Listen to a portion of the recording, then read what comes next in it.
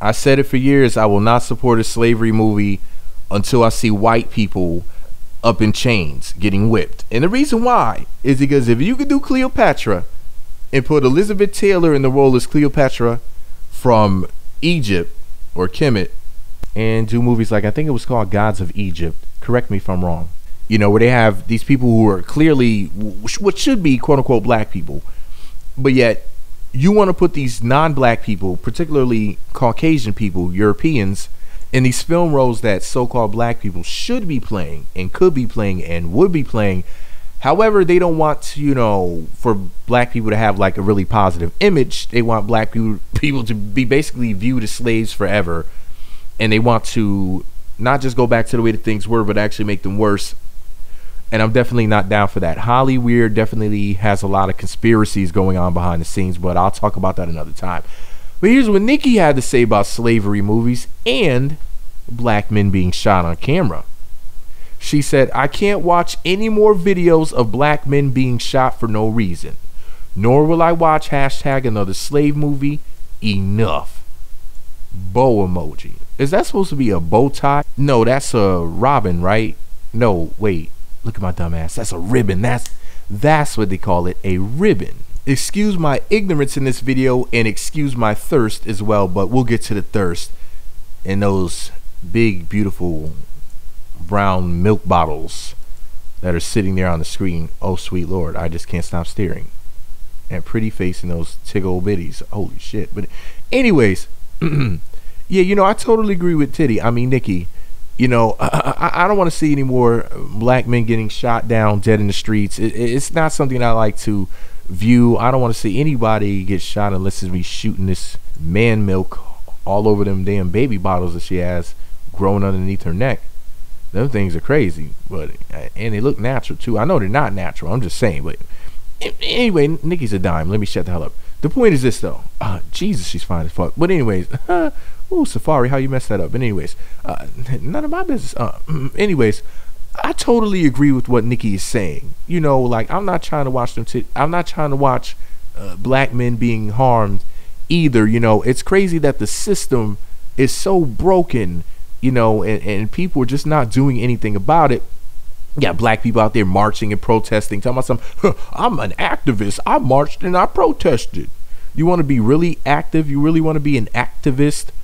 Take your money and take it elsewhere. Stop giving white folks your money and you'll stop getting shot. I promise you. You might think that it's the other way around. No, it's not. They're literally having you fund your own oppression. You're literally paying for it. You're paying for pain. You know how people will go to a spa or a chiropractor, etc. You know, basically they're seeking pain relief for their back, for whatever. You know, people go to an acupuncture place seeking pain relief, and what black people are essentially doing in America is going to a place for acupuncture and asking to have the needles, you know, stuck in them to relieve the pain, but the person who's supposed to be relieving the pain is jamming the needles into them, harming them more as opposed to taking the pain away. That's what it's like. Black people are literally paying for their own pain, their own oppression. It is just foolish. And the only thing you got to do is do more than boycott. You have to lifecott. You know, you can't go to their religious institutions, fund them, go to their school systems, fund them, either with your time, your money, or both. Go to their workplaces and give them your intelligence, your work ethic, your drive. You know, give them your everything, your all, the majority of your waking hours during the day. You know, you can't just give them your blood, sweat, and tears, your mind, your body, and your soul, and then turn around and say, can you please give me something now? Please? Pretty please? They're not going to. It just doesn't work like that. And if that's what you're expecting, you're a fool at this point. Believe it or not, they truly hate you because you're black. There's really no other reason. It's literally just because you're black. And you might say, well, they don't really treat black women the way that they treat black men. Well, they don't really perceive black women as a threat. Now, a lot of ignorant black women are going to say, well, that's the problem. You black men are a threat. No, dummy. What I mean is that they don't want to compete with black men. You know, a lot of black men think that they have to just be a body. You know, a body dribbling a basketball, or a body having sex with women, or whatever. You know, they think they have to be a physical person. They don't think that they can have a mind and a spirit and a soul. A lot of black men don't really think that they could be anything more than just basically a plantation buck, you know, just a sexual object or a human target for target practice with, you know, bullets. A lot of black men don't really think that they could be anything more than that. A shooting victim, somebody's bedmate, you know, a pawn, a clown. And if we're going to rebuild so-called black society, the so-called black community, no such thing, because where is it located? Wherever there are black people, that doesn't make any sense. You don't really hear too much about the white community. You know, black community is like a dirty word or whatever, dirty phrase at this point. But anyways, if we're going to rebuild the so-called black community, black society, we have to start with the men. And you might say, well, I think we should pool our money and our resources into the women. You know, that's why they have the Black Girls Rock thing. What's the other stuff? They have like several things. Black Girls Rock. Is it 1,000 books for black girls? And the whole black girl magic thing. What do black boys and black men get? Absolutely nothing. Because black women sold black men out a long time ago. Generally speaking. For the welfare checks and all those other so-called benefits. Now, you're going to have to you're selling your child's future and flushing it down the drain when you do that. But immediately you get a little check and you get the satisfaction of pretending that you're an independent woman, even though nobody's independent, because we all need each other. Unless you live in the mountains or on a farm all by yourself and it's like you and your immediate family, you know, doing everything yourselves, then no, you're not independent. Tell you what, let a financial crisis happen where money's not worth anything, where you can't, you know, basically buy people's services, their energy, their knowledge, their talent, their manpower, their woman power, since I have to say woman power, even though man covers both genders. But anyways, you know, basically people who claim to be independent, what they mean is that they have enough money to pay other people to do things for them. But unless you're doing it yourself, you're not independent. Therefore, nobody's independent because nobody can just do everything themselves. And they have to learn somewhere. That's just something that people who want to think they're better than other people say. I'm just so independent.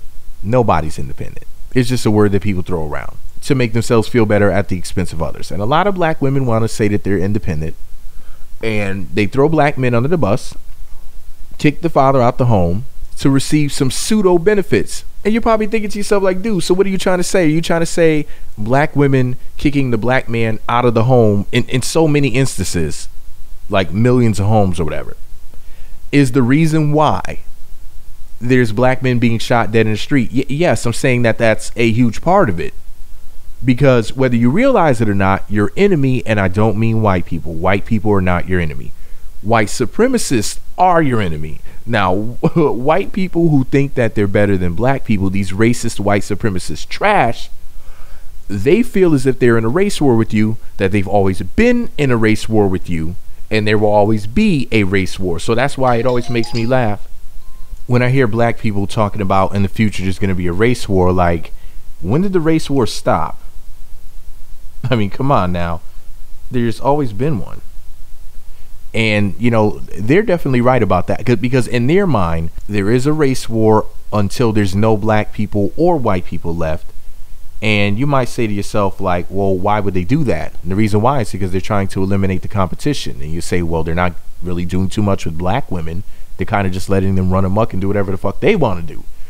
Like I said, they don't really look at black women as a threat. They look at black women as a joke. And a lot of you guys are going to get offended and say, well, it sounds like you're trying to diss black women. Actually, no. What I'm trying to tell you is that white supremacists don't take black women seriously. They know that they can just tell them, look, like, we'll give you this, we'll give you some crumbs, and black women will go along with it. Because black women, by and large, I'm not saying all, I'm not even going to say the majority, but definitely enough black women, millions and millions of them, would rather be in charge of nothing than to have everything and for the black man to end up getting the credit for it, basically. Their egos are so out of control, so many millions of black women in America, to this point where it's just like, psh. They know that all they have to do is this. Make sure that black women feel as if they are in charge and feel, quote unquote, independent. and quote unquote strong, just make them feel that way, even if it's not true, even if it's the furthest thing from the truth. And black women will pretty much go along with whatever, including watching black men die dead in the streets. It's funny because once you say to a lot of these black women, like they'll say, yeah, this is messed up that these black men are dying in the streets, blah blah blah. You say, okay, sis, that's cool and everything. So what are you doing about it? Well, I went to the protest last week, blah blah blah blah. I walked for like 3 miles. I had a little sign and I was screaming. Oh, you got a little exercise. Yeah, you could say that. Okay, sis, that's real cute. You went and put on your little jogging outfit or whatever, and you went walking with the sign and you were screaming with your girls and stuff like that. You had a little party in the streets. So what about boycotting some white businesses? What about putting our money where our mouth is and not shopping at, Walmart and some of these other white establishments? How about supporting black owned businesses? And all you hear is crickets. They'll go from stop shooting our people and waving that sign to I'm not going to stop wearing weave.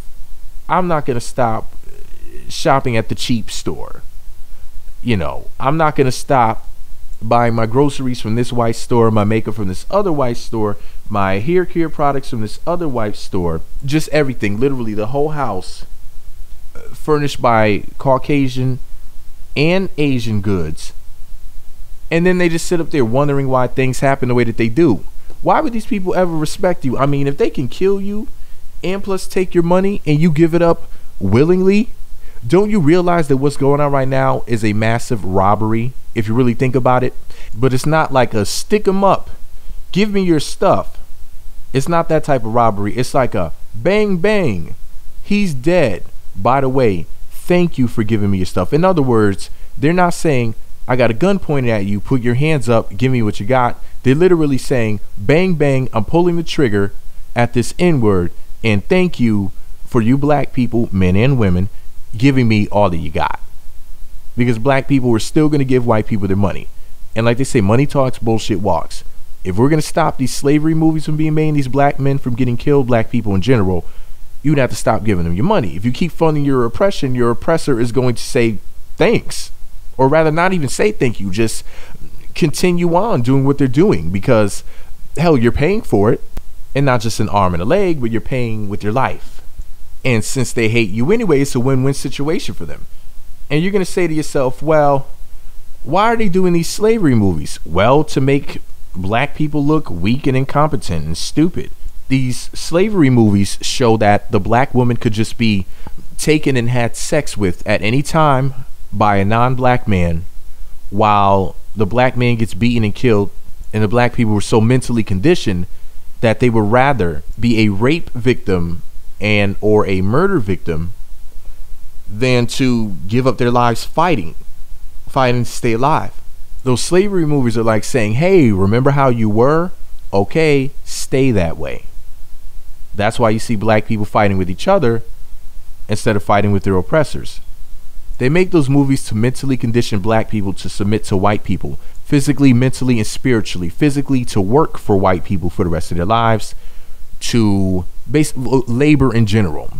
That's including working for them for the rest of your life, committing crimes against each other, and repeating everything that they say, such as, what about black on black crime?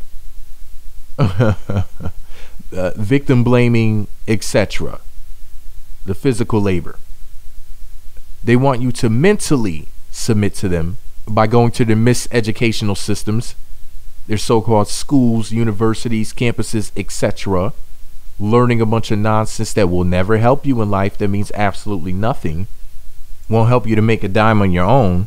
It might help you to to get a job working for them, but that's pretty much all you ever be, is a wage slave who just makes enough to get by, or maybe enough to retire someday if you're lucky, but never really enough to thrive. You have a little bit, just a little bit, but you'll never truly be able to amass any true wealth working for them.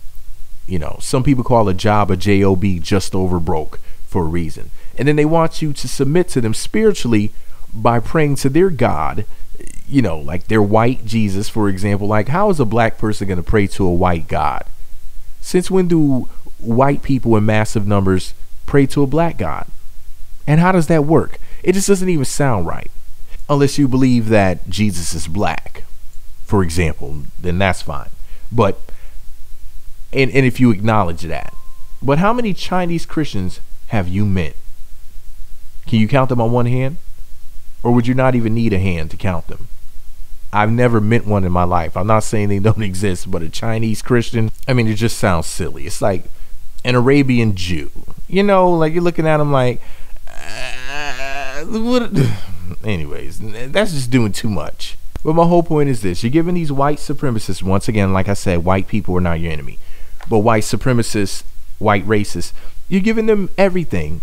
And then you're expecting them to treat you like an equal. But why would they treat you like an equal when you give them everything and they don't have to give you anything? Think about it like this. You know how when you walk into a white business or a white establishment in general, you see a lot of black people in places like that. You might see more white people than black people, but most black people will still go to those places.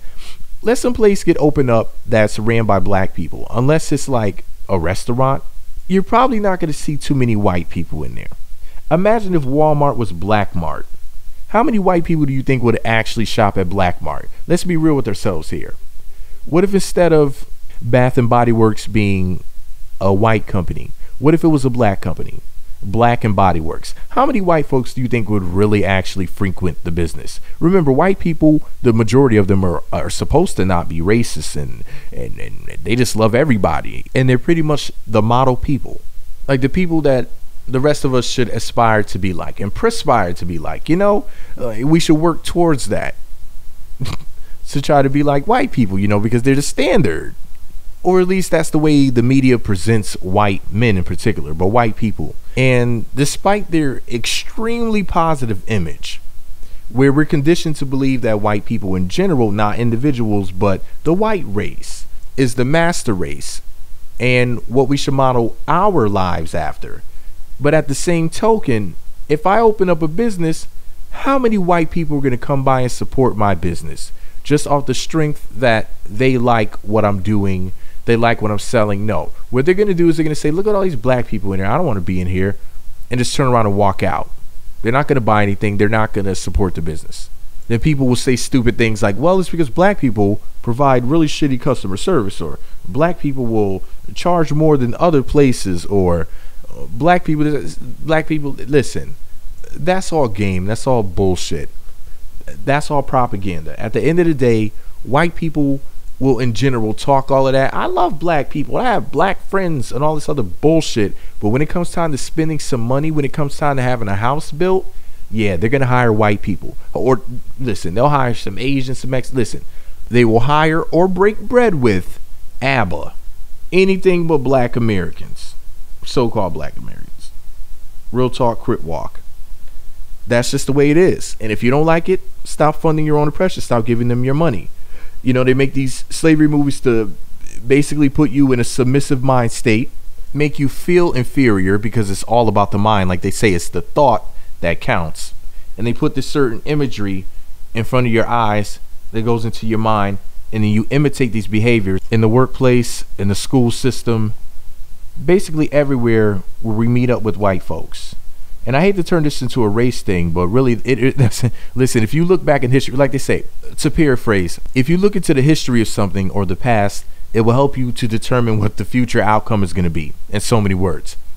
Once you look at what they've done to us, and it's beyond the physical labor, the beating, the torture, the killing, it's also the psychological manipulation and psychological programming that went into it.